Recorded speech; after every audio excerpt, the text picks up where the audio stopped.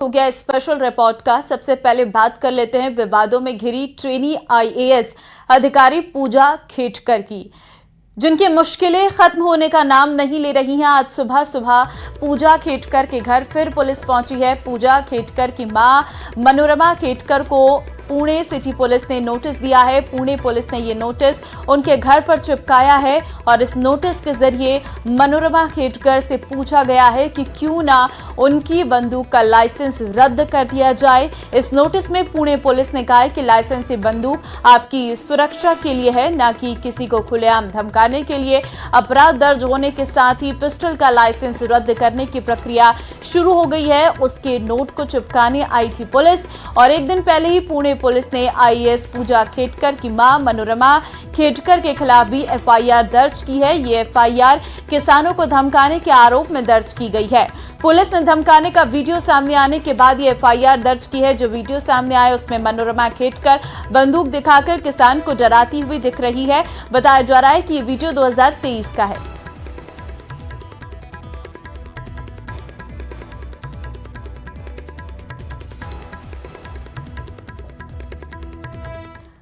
ओडिशा के पुरी में जगन्नाथ मंदिर के रत्न भंडार यानी खजाना आज खोला जाएगा। बीजेपी ने चुनाव के दौरान वादा किया था कि अगर वो ओडिशा में सत्ता में आती है तो 12वीं के जगन्नाथ मंदिर का रत्न भंडार खोला जाएगा। जानकारी के मुताबिक दोपहर 1:28 पर जगन्नाथ मंदिर का रत्न भंडार खोला जाएगा।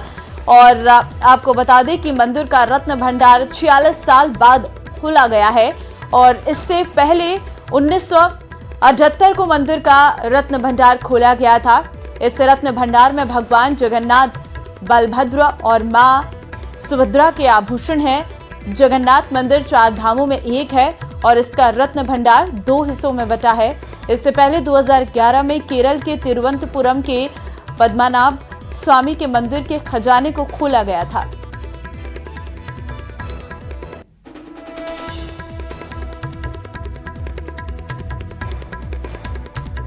तो जगन्नाथपुरी में रत्न भंडार खुला है और 46 साल बाद ऐसा हो रहा है जब रत्न भंडार को खोला गया है। लोकसभा और विधानसभा में ये एक चुनावी मुद्दा भी बना था।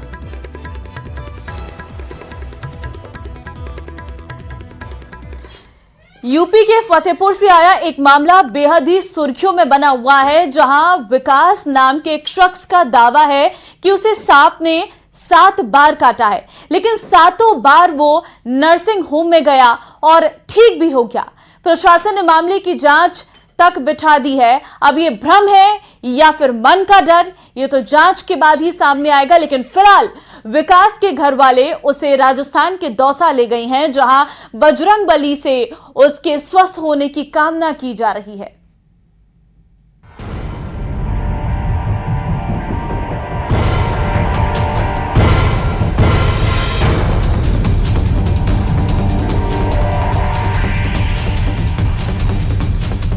बॉलीवुड फिल्मों में कई कहानियां ऐसी हैं जो नाग नागिन पर बनी हैं, जिसमें नागिन के बदले को पर्दे पर दिखाया गया।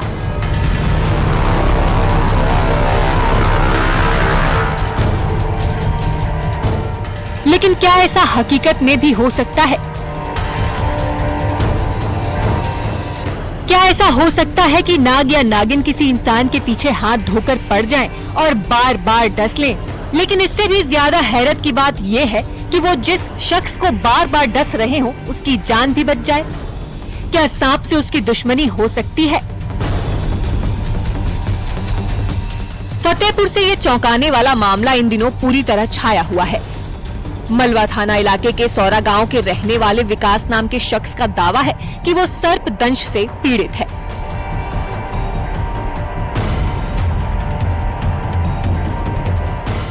इतना ही नहीं, 40 दिनों में सांप ने उसे 7वीं बार डस लिया है। वो यहाँ तक का दावा करता है कि उसे सपने में सांप दिखता है और हर बार काटने से पहले उसे आभास हो जाता है कि सांप उस पर हमला करने वाला है। सांप ने उसे बताया कि वो उसे 9 बार काटेगा, जिसके बाद उसकी जान नहीं बच पाएगी।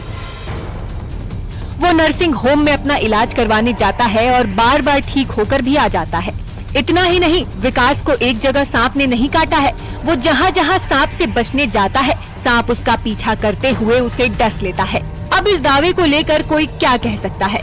मेडिकल साइंस तो इस बात को नहीं मानता।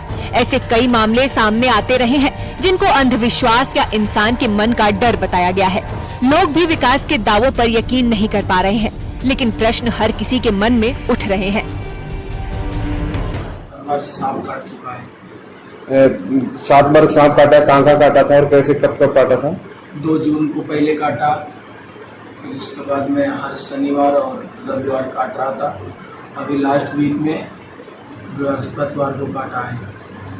तो वैसा सुनने में आया कि सपने में आकर कुछ कह के गया था आपसे, कब क्या कहा था आपसे? सपने में आया था तीसरी बार में कि 9 बार काटेंगे। 9वीं बार कोई तांत्रिक महात्मा डॉक्टर नहीं बचा पाएंगे। विकास का परिवार उसकी सलामती के लिए हर जतन कर रहा है। अब उसके परिवार वाले उसे राजस्थान के दौसा लेकर गए हैं। समस्या के समाधान के लिए कई जगह तांत्रिकों के चक्कर काटने के बाद अब पीड़ित विकास अपने परिवार और सगे संबंधियों के साथ दौसा के प्रसिद्ध तीर्थ आस्था धाम मेहंदीपुर बालाजी में आया है। अब बजरंगबली ही आखिरी उम्मीद बन गए हैं। परिवार को उम्मीद है कि सब ठीक हो जाएगा। इसके लिए बालाजी महाराज से प्रार्थना हो रही है। अब अगले शनिवार को तो काटेगा। कह के गया है वो? अगले शनिवार तो उसका दिन ही है। घटना जैसे होती है तो आपको कैसे एहसास कभी एहसास होता है कि भैया वैसे होने वाला है मेरे साथ? ऐसा क्या होता है? बाई आँख फड़कने लगती है और अंदर से पूरा डर जैसा सांप काट लेगा आज। अच्छा, 4-5 घंटे से पहले बता देते हैं। पहले आपको महसूस हो जाता है उस चीज के बारे में? तो कभी आता हुआ सांप नजर आता है कभी आपको? कभी 2-4 बार तो देखे हैं और 3 बार नहीं देखे।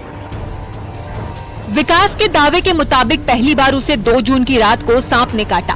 परिजन उसे एक प्राइवेट नर्सिंग होम में इलाज के लिए ले गए। 2 दिन भर्ती रहकर वो ठीक हो गया। इसके बाद विकास ने अतिरिक्त सावधानी बरती, लेकिन सांप के काटने का सिलसिला नहीं रुका। सांप से बचने के लिए उसने अपना घर भी छोड़ा, लेकिन सांप ने उसे फिर डस लिया। उसके शरीर में कई निशान भी हैं। विकास का दावा है कि ये सांप के काटने के निशान है। ऐसा ही मामला मध्य प्रदेश से भी सामने आया था। एक लड़का बार बार सांप के काटने की शिकायत कर रहा था, लेकिन इसकी असली वजह जब सामने आई तो सबके होश उड़ गए। वो लड़का अपने शरीर में पेन से सांप के काटने के निशान बनाता था। फतेहपुर के इस मामले को ऐसे ही जोड़कर देखा जा रहा है। बहुत ही अनयूजुअल सी स्टोरी लगती है। उसमें मुझे लगता नहीं फैक्ट है, फिक्शन ज्यादा लगता है कि ये पॉसिबल नहीं हो सकता कि कोई सांप एक ही व्यक्ति के पीछे बार बार पड़े। तो ये कहीं से भी हम रैशनली सोचे तो पॉसिबल नहीं है। यूजुअली इस तरह के केसेस में देखते हैं कि किसी न किसी तरीके का मानसिक रूप से दबाव होता है। इस तरह के लोगों पे उनके दिमाग में कुछ गलत धारणाएं होती हैं, या अंधविश्वास होता है, या कोई वहम होता है, जिसकी वजह से उनका दिमाग कुछ चीजों को इमेजिन करता है। पर फिर भी बेहतर ये रहेगा कि जैसे उसका इलाज चल रहा है वो इलाज चलता रहे और उसका मनोवैज्ञानिक रूप से विश्लेषण हो और समझा जाए कि वो क्या सोच रहा है। विकास के घर वाले भी हैरान हैं। उन्होंने तो प्रशासन से जांच की मांग की, जिसके बाद स्वास्थ्य विभाग ने संज्ञान लेते हुए 3 डॉक्टरों की एक कमेटी बना दी है। जांच के बाद साफ हो जाएगा कि आखिर मामला क्या चल रहा है। Bureau report, news 18।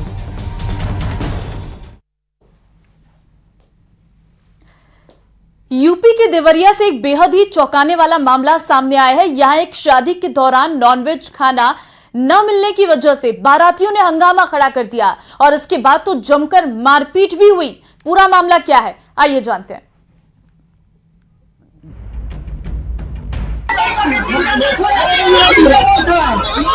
हंगामा हो रहा है, थप्पड़ घूसे चल रहे हैं,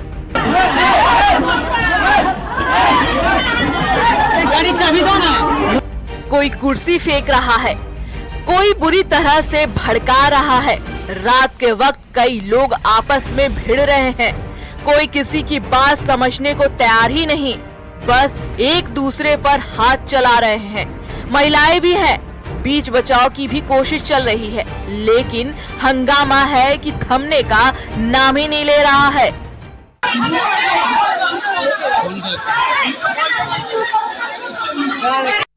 दरअसल जंग का अखाड़ा बने इस जगह पर शादी समारोह चल रहा था। देवरिया के आनंद नगर गांव में बिहार के भोरे क्षेत्र से बारात आई थी।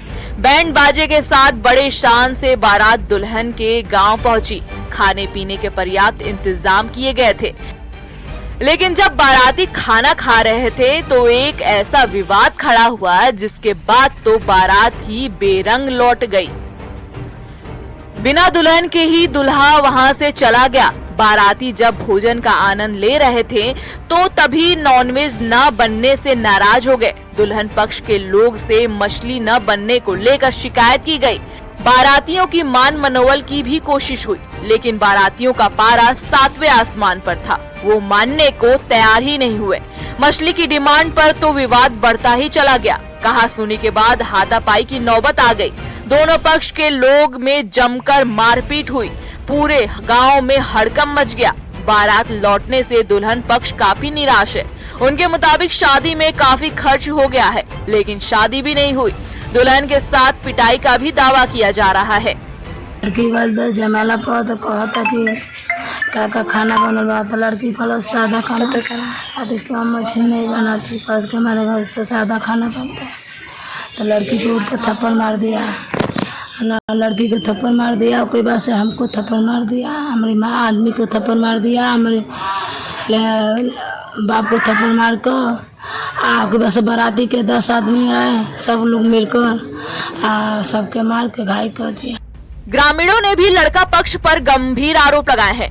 इसी के साथ लड़की पक्ष वालों ने बघोज घाट थाने में शिकायत करके लड़का पक्ष के खिलाफ कार्रवाई की मांग भी की है। उसके बाद से चूंकि रात को उसमें 1:30 बजे थे, गांव वाले कोई था नहीं, और 30-35 की संख्या में जो बाराती थे, कन्या पक्ष के महिलाओं को और उनके जो रिश्तेदार हैं उनको बुरी तरह से मारा पीटा, और उसके बाद से बुलेरो और स्कॉर्पियो गाड़ी से जो है दुल्हा और उनके परिवारीजन और उनके रिश्तेदार जो है फरार हो गए। शादी नहीं हो पाई। फिलहाल मामला पुलिस के पास पहुंचा है। अब पुलिस जांच पड़ताल में जुटी हुई है। देवरिया से न्यूज़ 18 के लिए उमाशंकर भट्ट की रिपोर्ट। नेपाल के पहाड़ी इलाकों में लगातार बारिश हो रही है, जिससे बिहार में नदियां उफान पर हैं और डूब रहे हैं गांव देहात।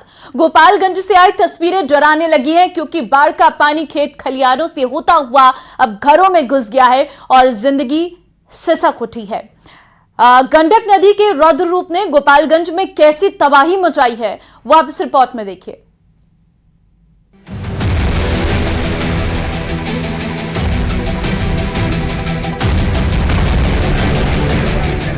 खेत खलियान सब डूबे, घर आंगन तक घुसा पानी, मुश्किल में जिंदगानी। तस्वीरें गोपालगंज सदर प्रखंड के राजबाही गांव की हैं, जहां जल प्रलय ने ऐसा तांडव मचाया है कि खेत खलियान तो छोड़िए, घर आंगन तक डूबने लगे हैं। हमनी के तो गंडक नदी के किनारा बानी सो, हमनी के कोनो चीज नीमक ले चाहे नून मरचा कुछ बा तो नहीं से लेके जाए के बा। कर्मचारी साहब कहता नहीं जे नहीं बंद करो लोगी, ना तो एफआईआर कर देब, केस कर देब हम। गंडक नदी से निकला सैलाब का पानी मानो सब कुछ तबाह करने पर आमादा है। क्या स्कूल, क्या आंगनबाड़ी, क्या घर, हर जगह सिर्फ पानी ही पानी, और पानी से आम आदमी की जिंदगी में परेशानी ही परेशानी। दिक्कत हमनी के ये बा, हमनी के पानी आयल बा, लोग डूब के मरता। आवे जाके कोई ना सीओ होता है ना बीडीओ होता है, केहू देखे नहीं। पहले डीएम साहब आए, पीओ साहब आए घूमे, अब तो केहू आता नहीं, केहू का मतलब नहीं है कौन। अब रामनगर गांव की इस तस्वीर को देखिए, यहाँ भी कमोबेश हालात वैसे ही हैं। न सड़क का पता, न जमीन की कोई जानकारी, जिधर नजर जाती है तो नजर आता है सिर्फ पानी ही पानी। हालात यहाँ ऐसे हैं कि सड़क पर नाव चलानी पड़ रही है, उसका भी इंतजाम ग्रामीणों ने खुद ही किया है। प्रशासन तो एक नाव भी नहीं दे पाया। सरकार की ओर से कोई न्याय नहीं मिला है, जो मिला हुआ है वो भी बोल रहे हैं कि जमा कराओ कर्मचारी से। अब कौन कर्मचारी है वो हमको पता नहीं है, मगर आकर बोले हैं यहाँ परेशानी हो रही है आने जाने का। बच्चे वहाँ रहते हैं, कोई सामान हो ले जाना ले आना, आना जाना 2-3 टोला का लोग इसमें, 2 टोला का लोग इसमें हेलते हैं, कैसे परेशानी का सामना करेंगे हम लोग। अब जगरी टोला पंचायत से आई इन तस्वीरों को देखिए। पानी की टंकी की सप्लाई बंद हो चुकी है, चापाकल जल समाधि ले चुका है, एहतियातन बिजली की सप्लाई भी काटनी पड़ी है। मतलब आम जनजीवन पूरी तरह से अस्त व्यस्त। बावजूद इसके कोई सरकारी नुमाइंदा यहाँ खैर खबर तक पूछने नहीं आया। ऐसा तब है जब लगभग 43 गांव और टोले पूरी तरह से बाढ़ की चपेट में हैं। और उसके कारण हम लोग दिक्कत से रहे हैं, छाती में, मुंह, घेट में पानी, गर्दन में पानी हो गया है। इसीलिए हम लोग को बहुत ज्यादा दिक्कत है। इधर नहीं आएंगे, नहीं जाएंगे तो कहाँ से काम चलेगा हम लोग का। एक तरफ कुदरत का कहर, दूसरी तरफ लचर सरकारी तंत्र। आम आदमी की पेशानी पर सिर्फ परेशानी ही परेशानी है। राहत का मरहम कहीं से मिलता नजर नहीं आ रहा। ऐसे में जल प्रलय के बीच किसी तरह जिंदगी बचाने की जंग लड़ रहे हैं गोपालगंज के ग्रामीण। न्यूज़ 18 के लिए गोपालगंज से गोविंद की रिपोर्ट। उत्तराखंड और हिमाचल की, क्योंकि हर साल की तरह उत्तराखंड और हिमाचल प्रदेश में भी बारिश ने आतंक मचाया हुआ है। उत्तराखंड में जगह जगह दरकते पहाड़ों ने लोगों को दहशत से भरा दिया है, तो वहीं नदियों का रौद्र रूप भी डरा रहा है। देखिए जरा।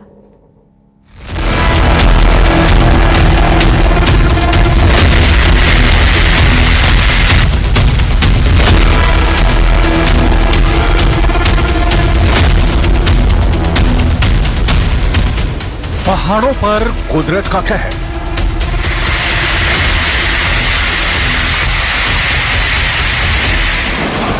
हिल गई धरती, खिसक गई जमीन।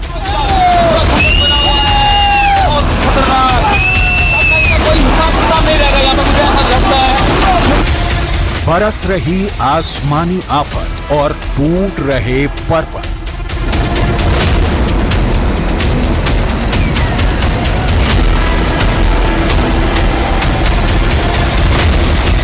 पहाड़ों से मैदान तक सैलाब ही सैलाब।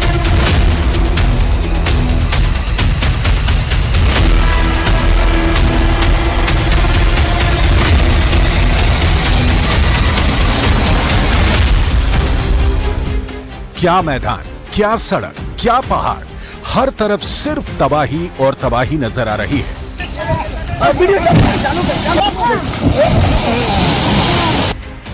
जहां उफनती नदियां मैदानी इलाकों को अपने आगोश में समेटने की जिद पर हैं, तो वहीं दरकते पहाड़ सब कुछ तबाह कर देने पर आतुर हैं।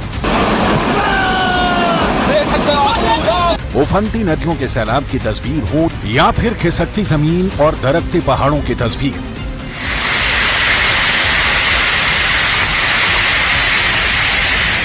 हर तस्वीर डरावनी है और दिल दहला देने वाली भी।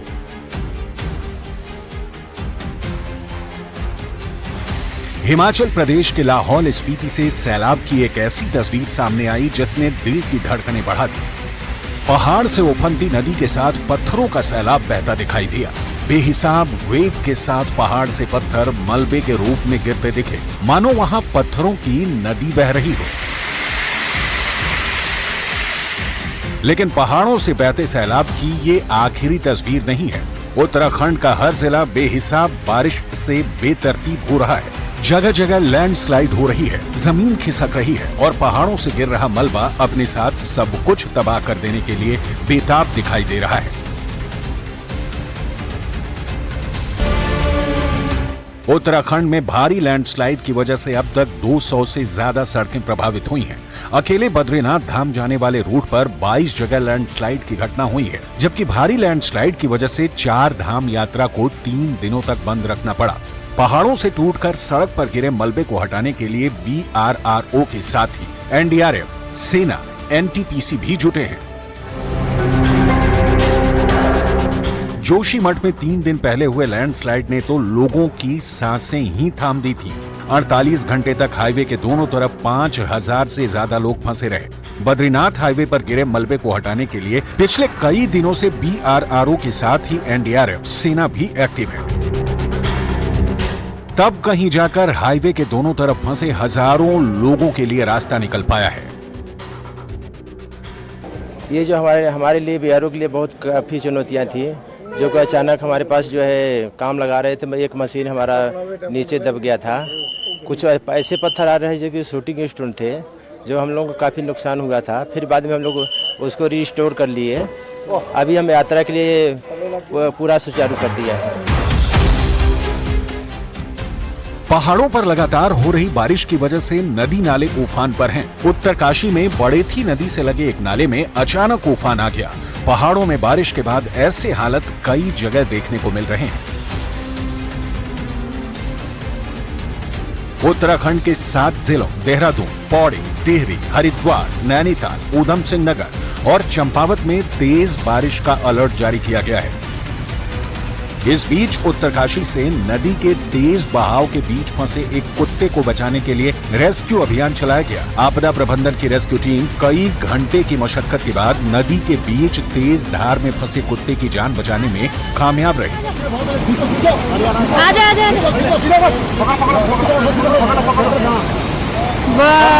बहुत बढ़िया। उत्तराखंड और हिमाचल में बारिश का मौसम लोगों के लिए मुसीबत बन चुका है। इन राज्यों में लगातार हो रही बारिश के कारण लोगों का जीवन बुरी तरह से प्रभावित है। लगातार बारिश की वजह से उफनती नदियां और पहाड़ों के टूटने की घटनाओं की वजह से हर वक्त बड़ा खतरा बना हुआ है।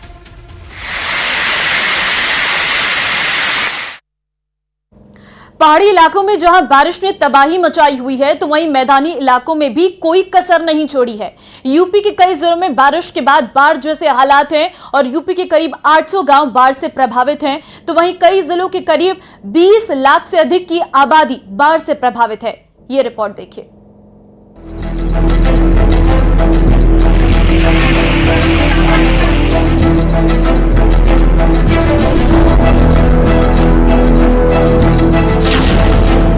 आधे हिंदुस्तान पर जल प्रहार, नदियों में उफान, आफत में जान, सड़क पर सैलाब, हाईवे पर बाढ़। पहाड़ों में हो रही बारिश से नेपाल उत्तर प्रदेश बॉर्डर के कई जिलों में बाढ़ जैसे हालात बने हुए हैं। सबसे ज्यादा भयावह तस्वीर उत्तर प्रदेश के शाहजहांपुर से आई है। यहां लखनऊ दिल्ली हाईवे पर सैलाब बह रहा है। हाईवे पर 3 फीट से ज्यादा पानी भरा दिखाई दे रहा है। कहने को तो ये हाईवे है, लेकिन तस्वीर किसी नदी या नहर जैसी दिखाई दे रही है।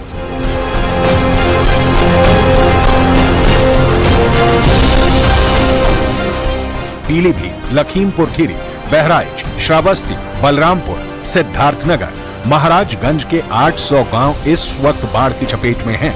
इन जिलों में करीब 20 लाख से अधिक की आबादी बाढ़ से प्रभावित है। मौसम विभाग ने अगले 24 घंटे उत्तर प्रदेश के 54 जिलों में बारिश का अलर्ट जारी किया है।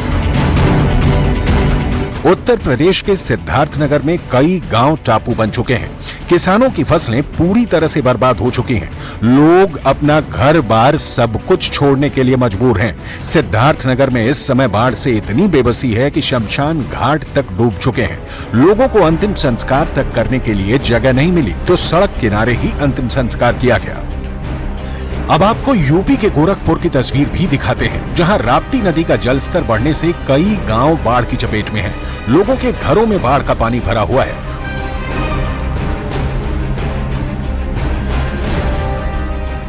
गोरखपुर के बाद कुशीनगर जिले में भी बारिश से जनजीवन पूरी तरह से अस्त व्यस्त हो गया है। मूसलाधार बारिश के बाद जगह जगह पानी भरा हुआ है। यूपी के हरदोई में भी हालात बद से बदतर हैं। हरदोई में एक बारात निकली, जिसमें दूल्हा और बाराती पानी में पैदल चलते नजर आए। बारातियों का यह सफर कुल 2 किलोमीटर का था। हरदोई के पाली इलाके में बाढ़ की वजह से कई गांव डूब चुके हैं, जिसकी वजह से आम लोगों को मुश्किलों का सामना करना पड़ रहा है।